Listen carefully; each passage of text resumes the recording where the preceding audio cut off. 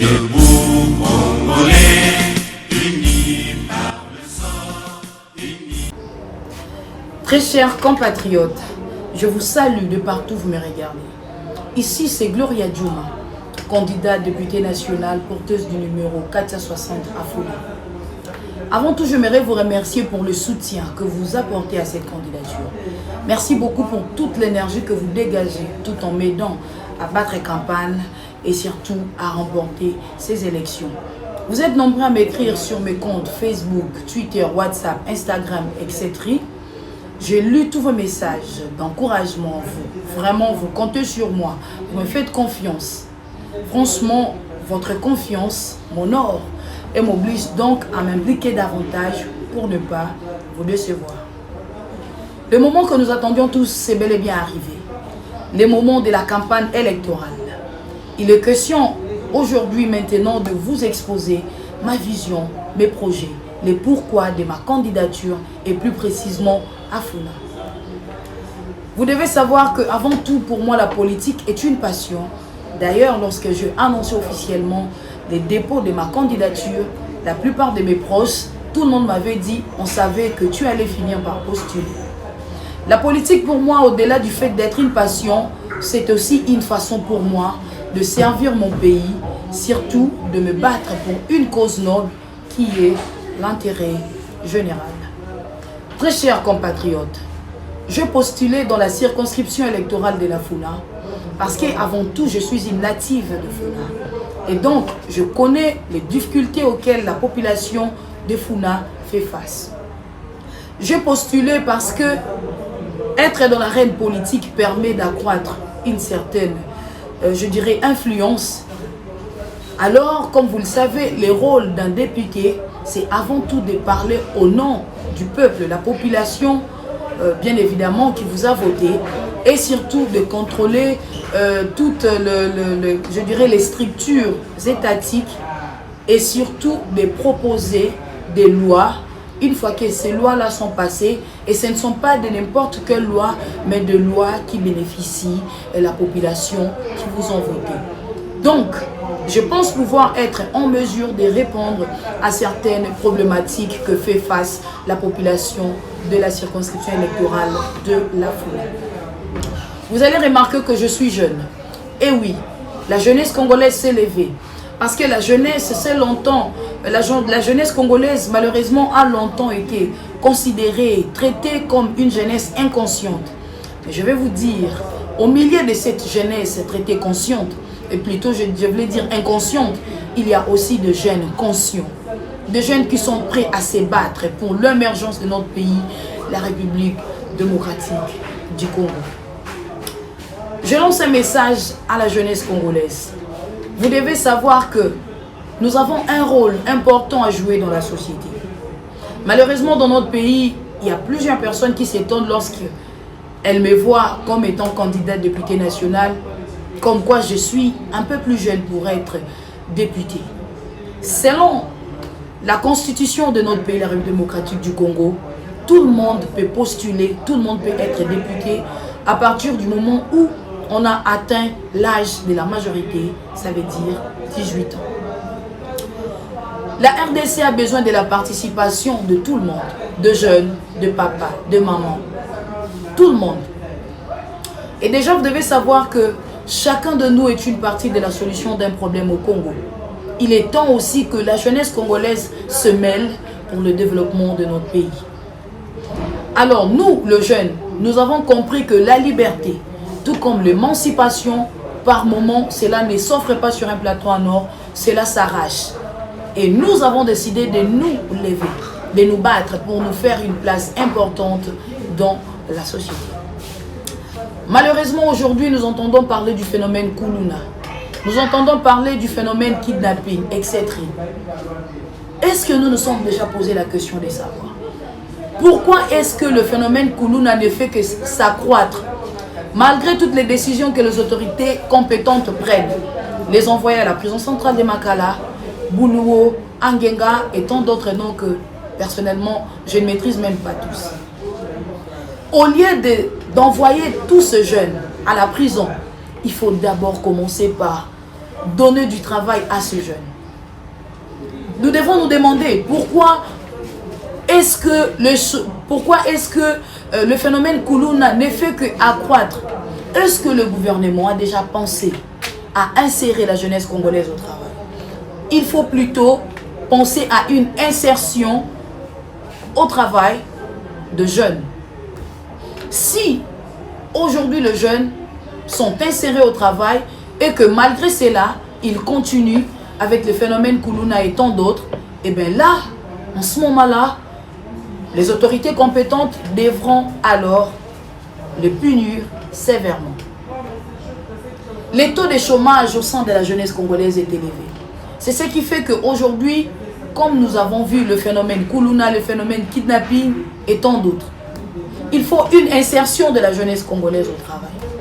Malheureusement, aujourd'hui, la jeunesse congolaise souffre tellement.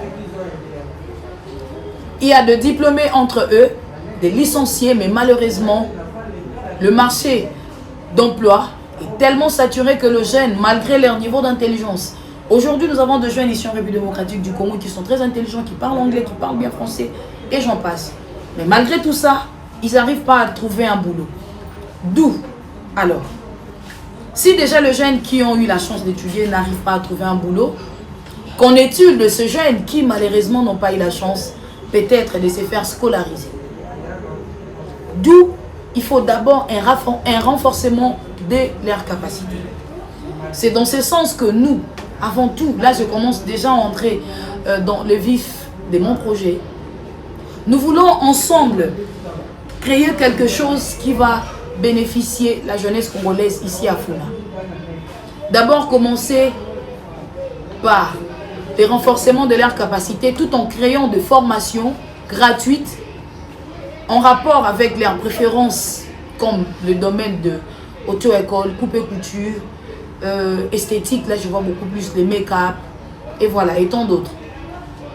Alors nous, moi personnellement, durant mon mandat, je souhaite donc tendre la main à toutes ces personnes, à tous et à toutes qui souhaiteraient travailler ensemble avec nous pour essayer en tout cas de relever ces défis qui est d'insérer le jeune au travail.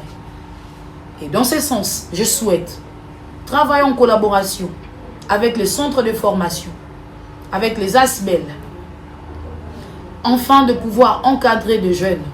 Une fois qu'ils auront appris le métier gratuitement, cela va leur permettre de créer, pourquoi pas, des petites et moyennes entreprises. Ça va avant tout contribuer à l'entrepreneuriat de jeunes et ça va réduire le taux de chômage et surtout de la pauvreté et par la même occasion réduire le phénomène Kuluna.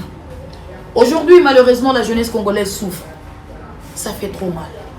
De voir à quel point aujourd'hui, la seule façon pour le jeune de gagner un peu d'argent, c'est de jouer au jeu qu'on appelle le pari sportif winner. Mon cœur se déchire. Je vois la manière insistante des jeunes. Aujourd'hui, même s'ils échouent, même si, comme eux, ils appellent les papiers, je ne sais pas moi, les matchs n'ont pas marché, le lendemain, encore et encore, ils vont reprendre à jouer au jeu winner. Ça fait trop mal de voir qu'aujourd'hui, en République démocratique du Congo, la seule façon pour le jeune d'avoir un petit rien, un 10 000 francs, c'est de jouer au jeu Paris Foot. C'est trop décevant. D'où il faut encadrer le jeune, leur apprendre les métiers. Il y a plusieurs métiers par rapport à leurs préférences. Une fois qu'ils auront fini leurs apprentissages, cela va leur permettre de créer, comme je l'avais dit tantôt, des petites et moyennes entreprises. Aujourd'hui, pour être utile dans la société, il ne suffit pas simplement d'avoir un travail du type bureaucratique. Vous êtes habillé en costume. Pas du tout. La création de petites et moyennes entreprises aujourd'hui permettront aux jeunes de s'autonomiser, de devenir vraiment autonomes et indépendants. Et vous verrez qu'une fois que les jeunes auront accès au travail, ils n'auront pas le temps de s'aventurer à toutes ces délinquances. Je suis candidate à Funa. J'ai eu à parcourir plusieurs communes ici de la Funa. Je n'aimerais pas citer les noms de communes pour ne pas léser la sensibilité de certaines personnes qui me suivent. Mais durant mes descentes, j'ai vu comment le jeune était en train de jouer au jeu des 6 d'argent, aux cartes, au winner. Ça fait trop mal. Les gouvernements doivent penser à insérer le jeune au travail. C'est comme ça que nous-mêmes jeunes, nous nous sommes levés. Nous nous battons pour accéder au pouvoir. Et je profite de lancer un message. Si vous avez un jeune dans votre quartier, vous qui me regardez de partout, peu importe votre circonscription, si vous avez un jeune qui a postulé et que ces derniers a des bonnes ambitions, soutenez-les. Mais attention, je ne partage pas les slogans selon lesquels jeune, votez jeune. Non. On ne doit pas voter quelqu'un simplement par la solidarité juvénile. On ne doit pas voter quelqu'un simplement parce que la personne fait partie de votre famille. On ne doit pas voter non plus quelqu'un parce que vous êtes d'une même famille ou je ne sais pas moi, même tribu. Pas du tout. Jeune, voter jeune, c'est bien. Et tant que jeune, je pense que je devais m'en réjouir parce que c'est là mes bénéfices. Mais je pense qu'on ne doit pas simplement me voter parce que je suis jeune. Mais parce que, au-delà du fait d'être jeune, j'ai des ambitions, j'ai des idées, j'ai l'intelligence de défendre le peuple qui vont m'envoyer au Parlement. Alors, nous avons encore le choix. Le 20 décembre, ça serait le jour des élections. Vous avez encore le choix. Oui, d'opter pour un choix de l'espoir. Et c'est le 460. Pour l'avenir de notre pays et le changement de notre nation, plus rien ne doit être comme avant. Il est temps que nous nous levons. Ne votons pas parce qu'on vous donne une enveloppe d'argent. Moi déjà je suis jeune, je n'ai pas d'argent. Tout ce dont je possède, c'est de l'intelligence. Et je pense qu'avec cette intelligence, nous serons capables de vous défendre au Parlement, de voter des lois qui vont bénéficier la jeunesse congolaise. Aujourd'hui, tout le monde ne regarde que ses propres intérêts. Malheureusement, vous allez constater au Parlement, il n'y a que des papas, il n'y a que des vieux, excusez-moi un peu les termes. Et comme aujourd'hui, tout le monde ne regarde que ses propres intérêts, vous remarquerez que ça serait difficile pour ces papas, excusez-moi, de voter des lois qui vont bénéficier la jeunesse congolaise parce qu'ils ne tirent aucun bénéfice, aucun profit. D'où nous-mêmes, les jeunes, devons accéder au pouvoir, voter des lois qui vont vraiment nous bénéficier nous-mêmes, avant tout. Le peuple congolais en a marre. D'ailleurs, je profite de lancer un message à toutes ces personnes, à vous tous, à toutes ces personnes qui se sont tournées vers l'abstraction. C'est-à-dire ces personnes qui s'étaient même décidées de ne plus voter cette fois-ci. Je sais que vous avez le cœur meurtri. Vous avez eu à voter. Nous, aujourd'hui, nous en payons les pots cassés. Les gens ne croient pas en nous. Les gens nous traitent tous pareil. Mais vous devez savoir qu'au milieu des faux, il y a aussi les vrais. Il y a aussi nous autres qui voulons réellement nous battre pour essayer vraiment de faire changer les choses, de bouger les choses d'une manière positive. Alors je vais vous demander d'aller voter. Ne pas voter, c'est trahir cette nation. Comme les Congolais, il y a un adage lingala phonique qui dit Bamekarakaka. On ne sait jamais. C'est-à-dire, le 20 décembre, vous avez encore l'opportunité de faire un bon choix. Et c'est les 460. Allez-y voter. Donnez la chance aux nouvelles personnes. C'est même ça l'idée du chef de l'État, Félix-Antoine Tshisekedi, le rajeunissement de la nouvelle classe politique. Quand nous parlons du rajeunissement, cela ne signifie pas qu'il faut remplacer les vieux par le jeune. Non. Le renouvellement de la nouvelle classe politique, cela signifie que nous voulons une nouvelle classe politique avec de nouvelles personnes, avec de nouvelles idées. Et donc, très chers compatriotes, vous avez encore le choix de changer les choses. Moi, je n'ai pas d'argent. Jusqu'à là, je n'ai imprimé aucun polo. Je ne pense même pas pouvoir imprimer. Tous ces dangers, c'est de l'intelligence. Et je pense qu'avec cette intelligence, nous pouvons faire de grandes choses. À quoi ça sert de voter quelqu'un qui vous a donné 100 $ ou je ne sais moi, 50 000 francs dans une enveloppe? L'argent finira. Les polos deviendront des torchons. Il faut voter utile. un choix rationnel, je pense à Funa, c'est les 460. Nous n'avons rien à vous donner. Tout ce dont nous avons, c'est l'intelligence. Et je pense avec cette intelligence, étant que jeunes, nous allons nous battre pour essayer de faire changer les choses. Nous savons très bien, le peuple a soif du changement. Le peuple en a marre. Le peuple congolais ne demande pas beaucoup. Le peuple demande juste à manger, les sociales.